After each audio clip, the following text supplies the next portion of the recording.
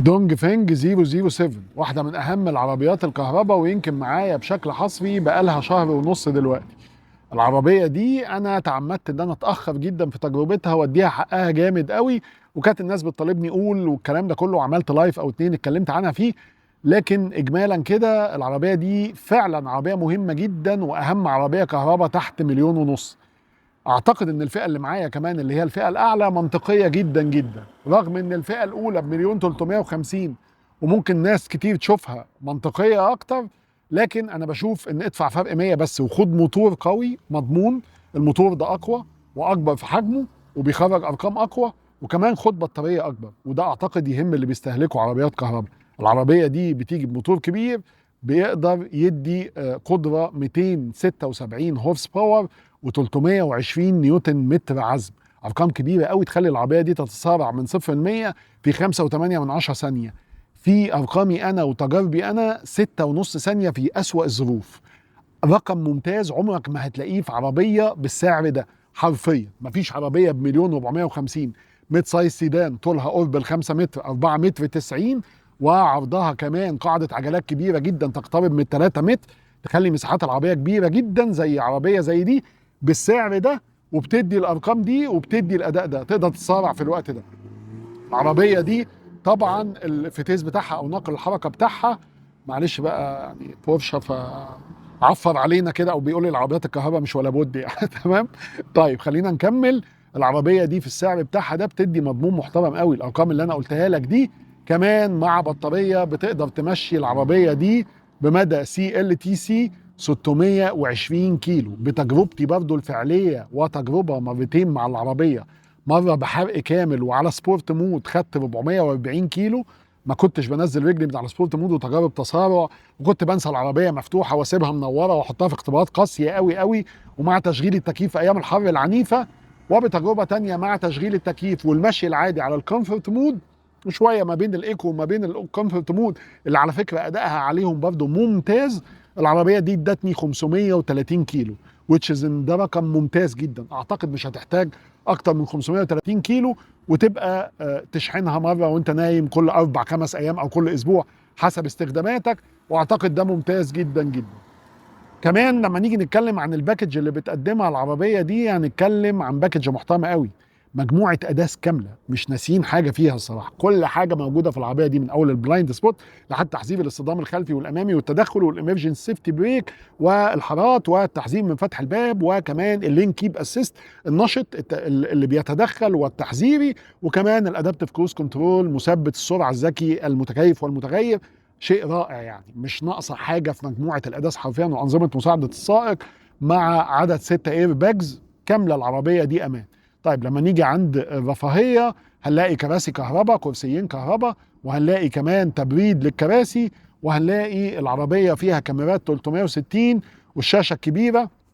حتى ما نسيوش حاجات في الانترتينمنت كده زي الحاجات الفاني ساوندز اللي كانت بتنزل في التسلا، صوت الفارت وصوت كلب وصوت حاجات لطيفه قوي قوي تقدر تسمعها اكسترنال وانترنال وتشغلها وتعمل قلق، يعني حاجات فور فان يعني. كمان العربيه دي فيها سيميوليشن لمحاكاه لصوت الموتور وبتفصل، يعني تحسسك ان في نقلات على حسب دوسه رجلك. فالموضوع لطيف قوي، حبيت تشغله بتشغله وحبيت تقفله بتقفله.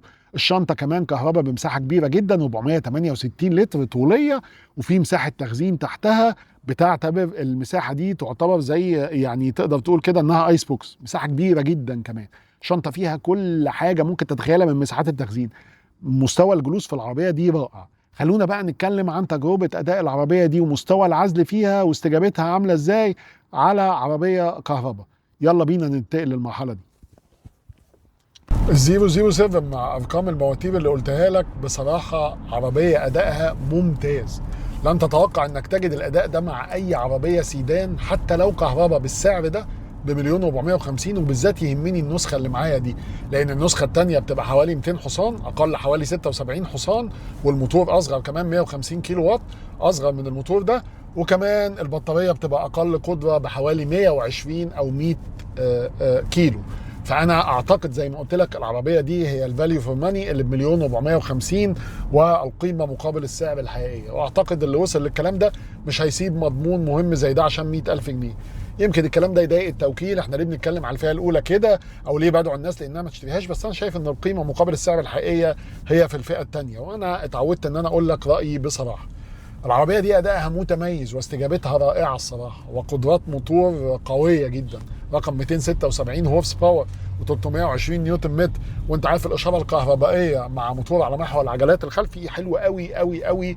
واداء العربيه دي واستجابتها صارخه. شفت انا يا دوب بس شعرت دوست دوسه يعني الكاميرا اتهزت وكان هيقعد ورا في الكاميرا. فالموضوع قوي قوي قوي الصراحه. استجابه العربيه وشرح اداء العربيات الكهرباء مش محتاج فزلكه كتير، والاشاره اللي بتنزل على محاور العجلات على طول، فيعني الاستجابه ممتازه الصراحه. طبعا فتيس سنجل واحد من نواقل الحركه اللي هي في العربيات الكهرباء اللي هي اعتماديه تماما، ما فيش اي مشكله معاها خالص. وانتوا عارفين العربيات الكهرباء ما يميزها اعتماديه نواقل الحركه، سنجل ورا وقدام، ولا بتحتاج حاجه ولا في اي حاجه. وده من تقليل الصيانات بتاعتها والقصص بتاعت ان العربيات دي فعلا فعلا حقيقه ما بتحتاجش صيانات حقيقيه، لا سيور ولا مواتير ولا زيوت ولا الكلام ده.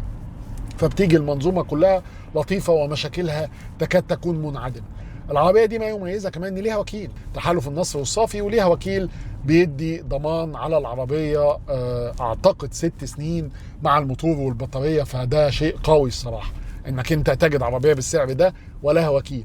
بتاخد معاها كمان الشاحن، بتستلم معاها الشاحن بتاعها الوول ماونت، وبيدوا كمان معاها المفروض قدام هيدوا معاها الكونفرت لان العربيه دي بروتوكول صيني. ولما نيجي نتكلم عن العيوب بقى عشان ما اطولش، هنتكلم عن ان البروتوكول الصيني مش عيب لاي حد الصراحه. هي العربيات اللي موجوده في مصر كلها كهرباء استيراد في مصر بروتوكول صيني، والاكثر انتشارا والاكثر مبيعا. هو عيب فقط للشخص اللي بيسافر، وبرضه العيب ده يتم تلافيه ب 40,000 جنيه اللي هو ثمن الكونفرتر اللي او الادابتر اللي بيحول بيخليك تشحن دي سي من اي حته. ده لو انت بتحتاج الشحن الدي سي على طول وبتسافر كتير يعني. فالكونفرتر ده هم الشركه قالت انها هتديه هديه مع العربيات. فانا مش شايف البروتوكول الصيني فيه اي مشكله، لان كل مستخدمين العربيات الكهرباء، وعن تجربتي مع العربيات الكهرباء قبل كده، بيشحنوا من البيت، بيشحن مره في الاسبوع وهو نايم حسب احتياجاته، او مره كل 3 ايام او 4 ايام حسب مشاويره وحسب احتياجاته. المدى اللي انا قلته لك واللي بتديه العربيه دي متميز، والصراحه كمان اداء العربيه متميز ومساحتها وشكلها رائع. تصميم العربيه دي مش طبيعي، عربيه ماسكولار كده، والتنفيخات اللي في الكبوت من قدام والسحبه من ورا والليد لايت، يعني العربيه من قدام تحسها اودي وفوانيس اودي، ومن ورا تحسها واخده الطابع الفيوتشرستيك بتاع العربيات الكهرباء كلها، مع سيمتري حلو ومتناسق. شكل العربيه تحفه الصراحه. العربيه من جوه زي اي عربيه كهرباء، شاشه كبيره فيها كل التحكمات، الدلع زي ما انا قلت لك. حتى ما نسيوش السماعه البرايفت اللي موجوده هنا في مخدع السواق، علشان لو جات لك مكالمه ومش حابب الصوت يطلع بره او اللي جنبك يسمع، تجي لك المكالمه هنا، او تلغي ده وتسمع المكالمه من الباقي كله. الامبيانت لايت بالليل، واللي تقدر تغير الوانه ما بين 64 لون. ويعني انا مش شايف العربيه ناقصها حاجه. الساوند سيستم كمان في العربيه دي ممتاز قوي، احسن ساوند سيستم ممكن تسمعه في عربيه بمليون و450. الساوند سيستم في العربيه دي 20 سماعه مع سب ووفر ورا في الشنطه، رائعين الاداء الصراحه. الشاحن الوايرلس اللي في العربيه كمان مع فتحه تبريد، والثلاجه اللي موجوده هنا، وفتحه التكييف الخلفي. مفيش اي مشكله الصراحه واجهتها مع العربيه دي بالسعر ده، غير انك زي اي عربيه كهرباء مفيش السانشيد هنا او الستاره مش موجوده زي اي عربيه كهرباء. هل التكييف وحش؟ لا، التكييف اداؤه جيد، لكن هيحتاج 5 ل 10 دقائق عشان يديك تبريد جيد قوي. وانا دايما بنصح بان تعمل عازل حراري لاي عربيه في مصر دلوقتي بصراحه، عشان تاخد الافضليه من اداء التكييف. عربيه حلوه قوي، عربيه فاليو فور ماني محترم. اول مره ما بقاش عارف اطلع عيب قوي في عربيه مقارنه بتسعيرها. انا اتبسطت من العربيه دي، وشايفها عربيه متميزه بشكلها وتصميمها وادائها بتمنها ال1,450,000. وبالنسبه لارتفاع العربيه عن الارض، انا الصراحه لم اواجه تماما، والتجربه الفعليه ده اللي انا اتعودت عليه، لان كتير قوي بنجد ارقام على النت، والرقم اللي على النت للعربيه دي مش وحش خالص، فوق ال 13.5 سنتي، وده رقم كويس جدا على العربيه المفروض انها رياضيه زي دي متوسطه الحجم. لكن برضو الكلام ده ممكن يوحي لك انك انت هتعمل مشكله، او انك انت هتحك او الكلام ده. لا ما اعتقدش خالص، لان انا ركبت اربعه في العربيه دي كتير جدا. العربيه معايا بقى لها شهر ونص ما حكتش خالص، ما واجهتش اي مشكله.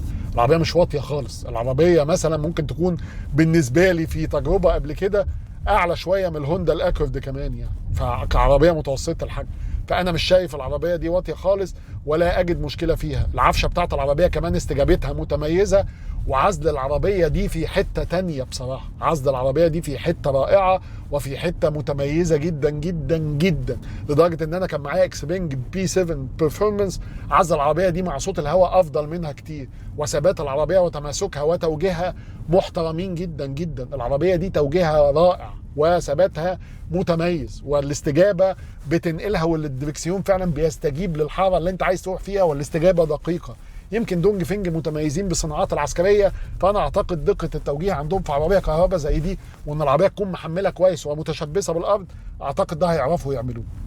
عيوب بسيطه قوي اللي قلتها لك، وحاجات انا مش شايفها عيب قوي او حاجه قويه تمنع اللي عايز يركب عربيه كهرباء واللي يقدر يشحن من البيت. ما بنصحش بالعربيه الكهرباء لاي حد، فقط اللي يقدر يشحن من البيت، مش اللي هيعتمد على البنزينات او انه يقف في محطات في الشارع هو اللي يقدر يجيب عربيه كهرباء. لو انت من اللي بيقرروا يجيبوا عربيه كهرباء، قيمه مقابل سعر، بضمان وكيل، بسعر كويس. شكرا. وده كان التقييم الكامل لل 007، احسن عربيه كهرباء من وجهه نظري تحت 1,500,000. Switch to eco mode for switch to comfort mode. Switch to sport mode for you.